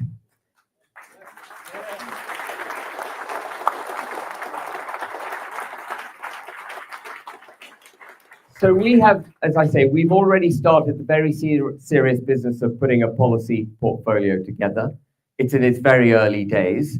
But the aim of the party is that by the time we get to the general election, the British people will be utterly clear on what they will get if they vote for Advance UK.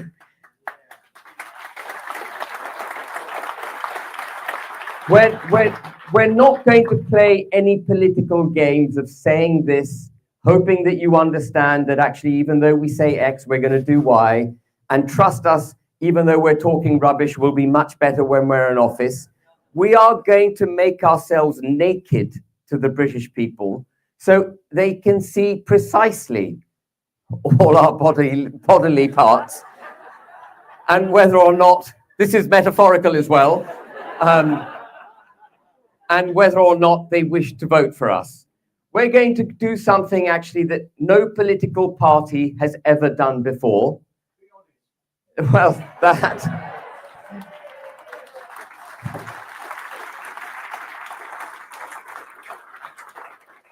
Well, actually, that's precisely what we're going to be. And the way you will see our honesty is that appended to our manifesto, by the time we get to the general election, won't just be all our policy declarations, but will be draft legislation bills of parliament constructed by the finest lawyers in the country, so that when we get the British people's mandate, we have a mandate not to just deliver some airy-fairy policies.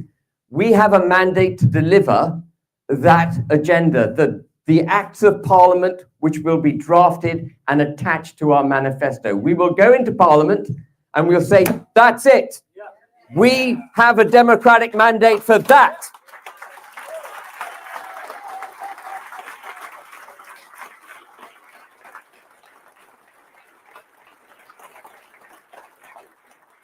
And the House of Lords won't be able to reject it. They have no ability to reject a manifesto pledge. They won't even be able to tinker with this one because we'll have the damn legislation ready to go.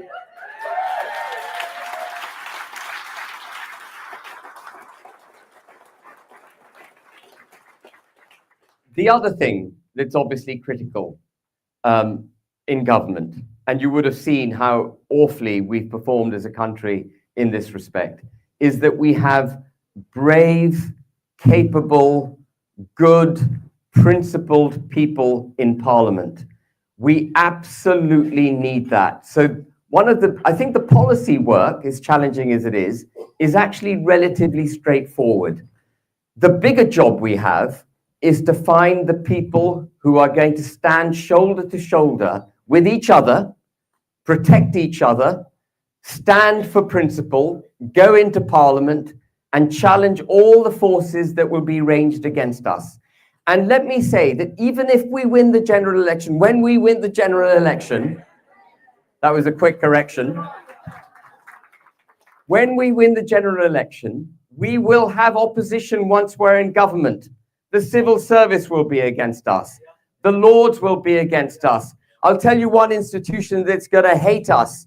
It's the European Union's going to hate us turning up. And the Supreme Court. The EU ain't going to like us. You know why? Because one of the things we need to do as a country to liberate us is to actually properly leave the damn EU.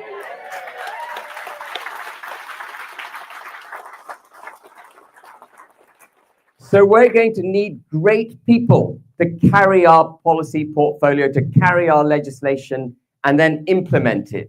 We're going to need people who understand business, understand institutions, understand defense, understand health, understand how we reverse the long march of the Marxist left through the educational establishments that are now indoctrinating our children. We have to push this all back.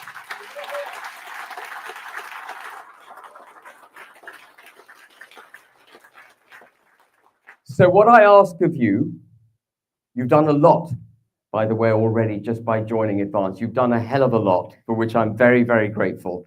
And coming here, I think you've missed the Ladies World Cup rugby final to be here this afternoon. But what I ask you is, if you want to stand up, put your head above the parapet, come into Parliament and help us deliver the agenda that needs to be delivered to save this country, please make yourselves known to the party. We need good people, and I encourage everyone to apply if you are so minded. Thank you very much, ladies and gentlemen, for listening to me.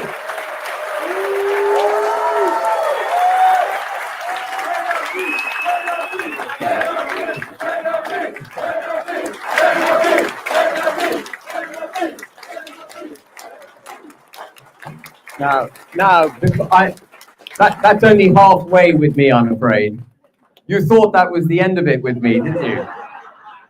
It's only halfway because I am very, very keen to hear what's on your minds. And by all means, make comments. But if you've got questions, I want to have a go at answering your questions. And don't be shy in asking demanding, difficult questions, things that are troubling you about Advance or about me or about the team. I want to hear them, and I want to do my best to answer them.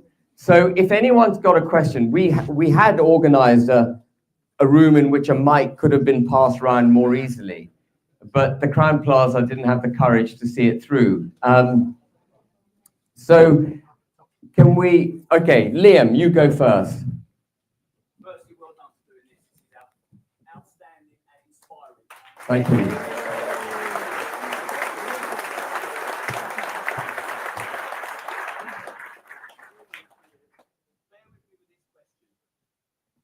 Working class. I feel like we've been neglected for many, many years. I feel like the Tories neglected us. Yeah. I feel like Labour hate us. I think we're riddled with political snobbery. Yeah. You're a very educated man and handsome. Within Parliament, there's a contamination of snobbery in there. It's unescapable. It pollutes the corridors. Why have you dropped that contamination? Why do you stand with people like me? So,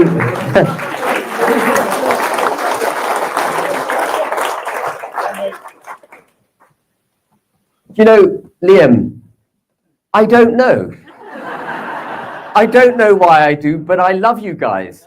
And yeah, no, but I do. I do. And when I think, forgive me, this is perhaps going to sound a bit childish, but when I think of the history of the United Kingdom, of course I think of our great generals, our great admirals, our great leaders, our prime ministers, Winston Churchill, Nelson, and so on. But I also think about all those brave soldiers, of one of whom was my grandfather, by the way, who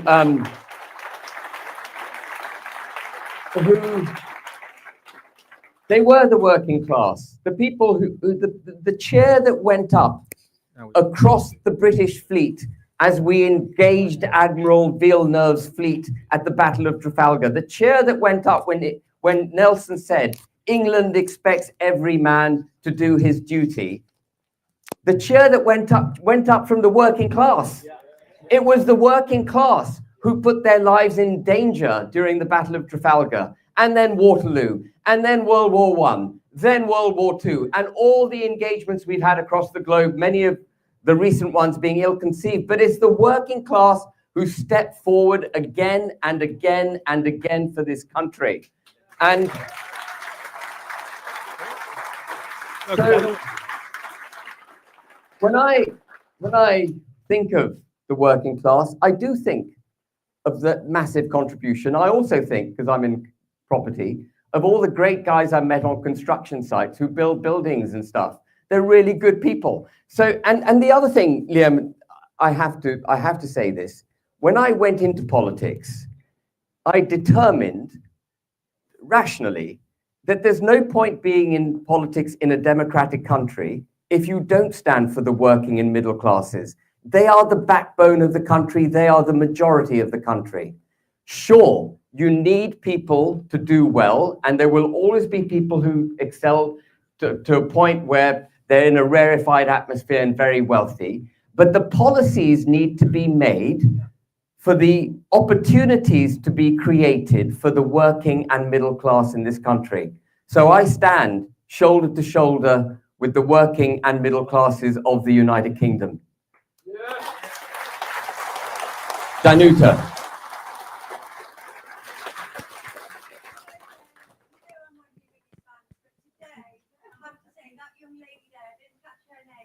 I'm a retired teacher, and if I was still in teaching, she would be my star pupil.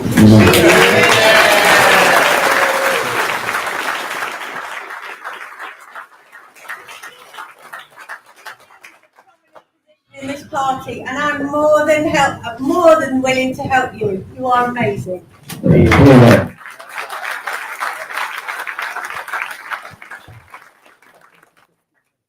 Okay, I've got a 15-minute warning. I thought we had masses of time. Anyway, gentleman with the blue cap. This is quite a tough question, but since 1967, over 10 million babies have been sadly lost their lives through abortion. I'm unapologetically pro-life. I know there's many people in this room that agree with me, and there's probably many that disagree with me. When we look at the Great Replacement, mass immigration is a massive thing, especially illegal immigration. But what are we going to do to promote young women to have children And also, to do away with this terrible assisted suicide where vulnerable people have been pressured into taking their own lives. So I'm very glad you asked that question, because there is a certain lady, Aileen Quinton, in the crowd, who is a member of the college, who said to me, Ben, one of your you should have a fifth mission statement, a fifth leg to your mission statement, which is family. And it's, of course, something I recognize. It isn't in the mission statement, but family is utterly critical. It's utterly critical for a number of reasons. Family is the smallest component part of a community. Community is a component part of society, and society is basically the nation state of the United Kingdom of Great Britain and Northern Ireland. And so family is the building block on which we promote, we need lots of building blocks of families. That wasn't very articulate, forgive me. But the way you do that is not by removing the cap on two-child benefit.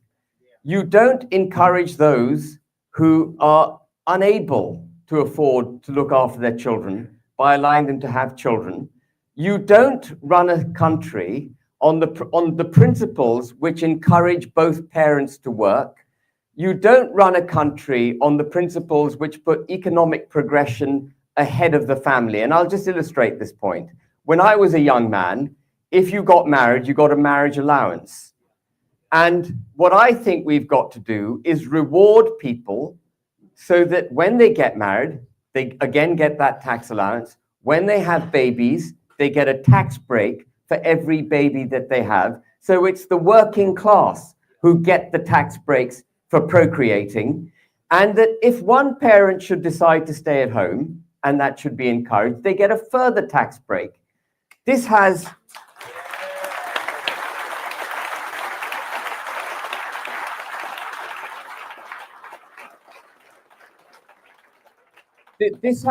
obviously the clear benefit of encouraging families to be families and to procreate. I call that basic policy bonking for Britain. And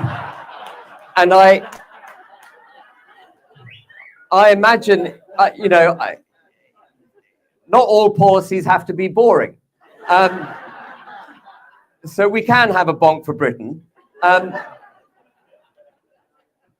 But the other really important thing here about the family, and it's something sinister that's taken place over the last few decades, is that in the pursuit of economic progression for themselves, spouses, parents, have basically had to both work, and they've handed their children over to the state.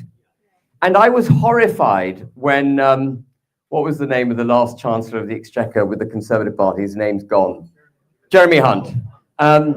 He came out with his name genuinely had gone. That wasn't a joke. He came out in his last budget, one of his policies was that they would increase state aid for mothers with children as young as 9 months. That is horrific. You're stripping a child away from its parent so the parent can go to work. But if you have a policy for Bonk for Britain where one spouse can stay at home, then the children are brought up by their parents.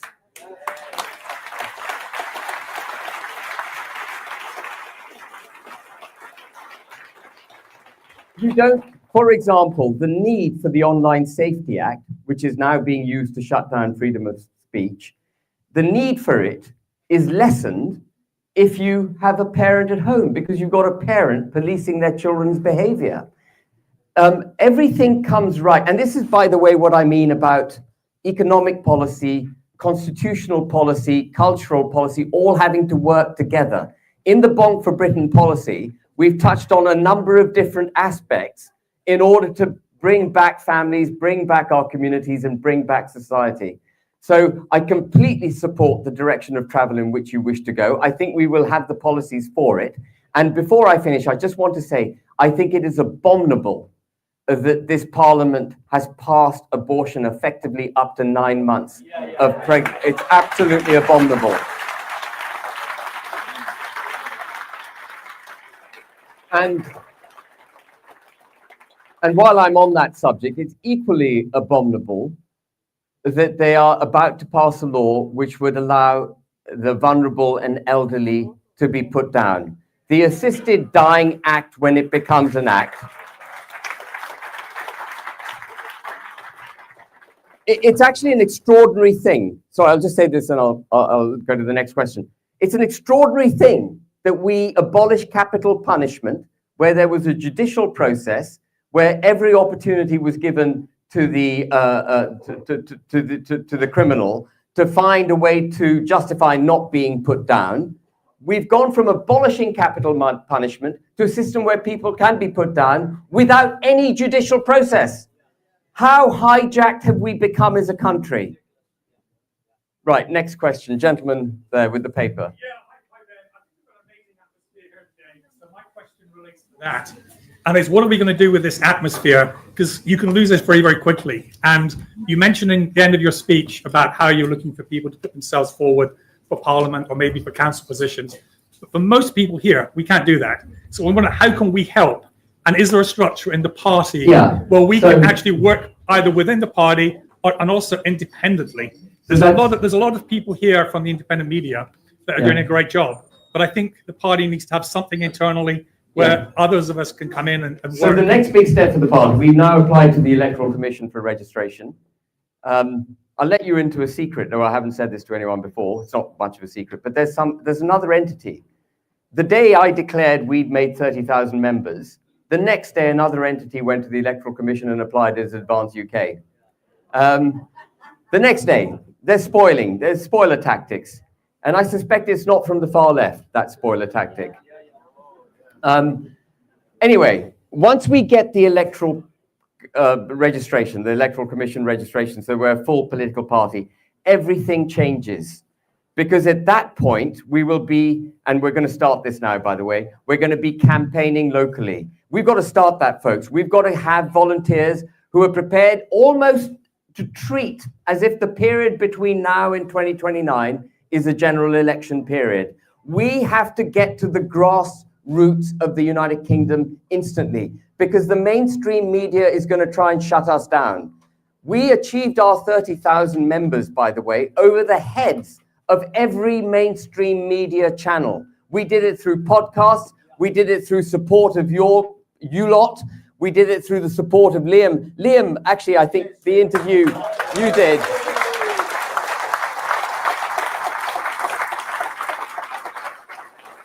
Well, I mean, Liam grilled me for 2 hours.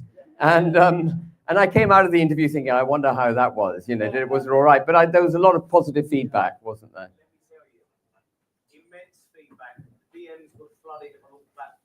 And above all, the woman I respect and admire more than anybody in the world, my hero, the love of my life, my mother, loved you.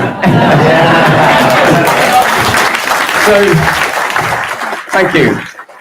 I love your mum. So what we need is volunteers to come forward and campaign, and we're going to start campaigning. So and the aim is, if our political foes are watching, the aim is that when the first poll is done, you know, YouGov poll or whatever is done, and Advance UK is included in it, that we hit the road with an impact. And then the political establishment, the political commentariat, they cannot ignore us because we are there.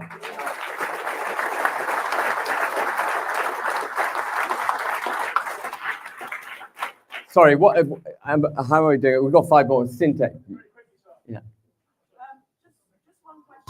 What do you plan to do about the benefits system, specifically universal credit? Because obviously we've seen so many people, especially migrants, that are abusing the system. I'm not sure if you're aware there was an Afghan migrant who came into the country and then went back on holiday using his universal credit to the country that he escaped from. So how do you plan to tackle that?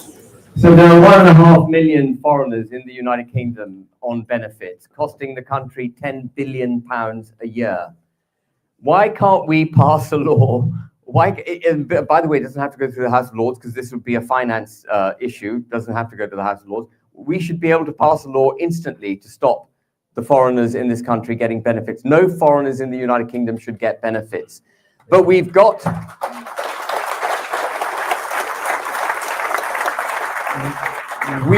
to break the dependence on benefits of the British people. You will be shocked, or perhaps you won't be, but I was shocked. There are 8 million people in this country surviving to a greater or lesser extent on universal credit. 1.5 million of those 8 million people are working. Every other member of that group is either not even looking for a job or is looking for a job and can't find one. And what are the causes of this? Well, it's an overreaching state, a state which has removed aspiration and replaced it with dependency. It's a state which champions wealth redistribution rather than wealth creation.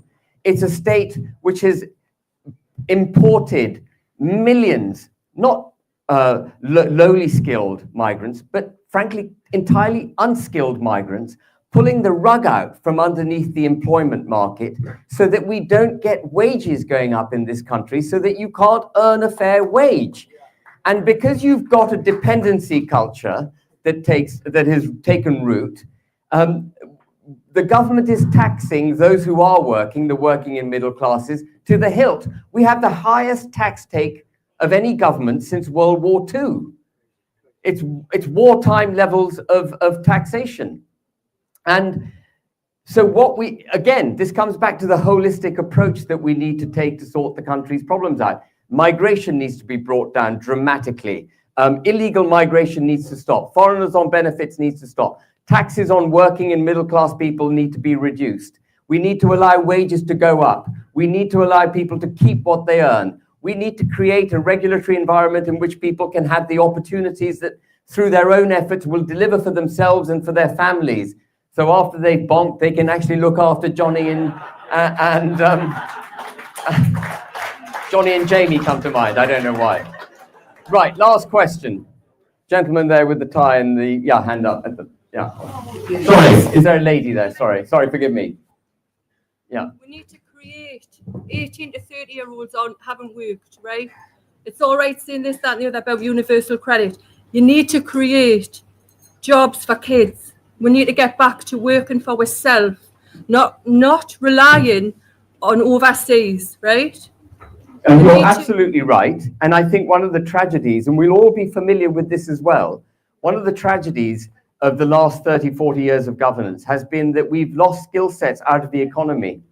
We've stopped being able to create things in this country. If you practice extreme ideologically based energy policies, and you effectively denude, and then you champion free trade globally. Trump is right. We need tariffs on certain countries. If you champion free global trade and you make it extremely expensive for British business, what you effectively achieve is the deindustrialization of the United Kingdom. And that is what we've done.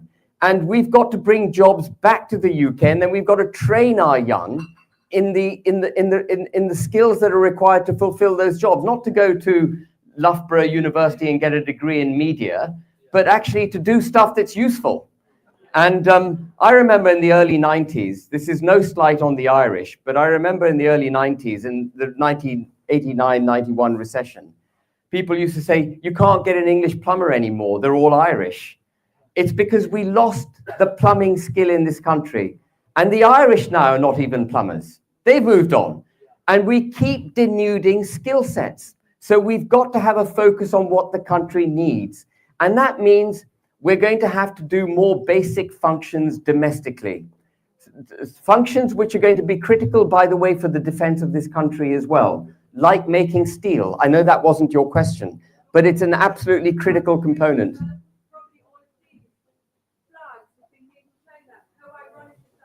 That is very ironic. Right, one more gentleman with the tie and jacket. Yeah. It's all from Newcastle, I'm told. It's all from Newcastle. The flags are from Newcastle. What are we going to do to stop digital ID before they use it against us? Okay, here's a pledge. Here's a pledge from Advance UK. Every single law and policy passed by this government will be reversed by an Advance UK government.